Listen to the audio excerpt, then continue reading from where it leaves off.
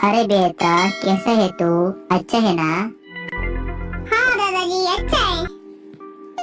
ओ, अच्छा है। तो आज स्कूल में गया है क्या? सर दादाजी, मैं आज स्कूल नहीं गया, कल जाऊंगा, कल। हाय राम, तुझे तो कैसे पेरे किया तेरे माँ बाप ने स्कूल में। हम तेरी जैसा बच्चा में कितना स्कूल जाते हैं तुझे मालूम है? पढ़ना भी नहीं आता है हम लोग, फिर भी पढ़ता है। तुझे तो आराम से पढ़ता है, हम रोज काम में जाना पड़ता है, तुझे तो सिर्फ स्कूल में जाना पड़ता है। और खाना भी, कोई काम भी नहीं करना पड़ता है।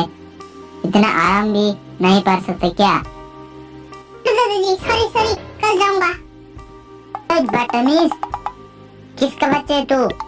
हम हमरा जैसे नहीं बन सकते क्या, तेरे दादा की जैसा? हम रोज स्कूल जाते हैं काम करके, तुझे तो काम करना भी नहीं आता है। इतना आराम से खाना खाता है, पीता है, फिर भी स्कूल जाना तुझे अच्छा नहीं लगता है क्या? बदतमीज कहीं क्या? कल से तुझे स्कूल से सस्पेंड कर दूंगा। पता है कितना पैसा खर्च होता है? तुझे तो मैं तेरे बाप होता तो अभी अभी के तेरा सर दिल करके मारता। ओह,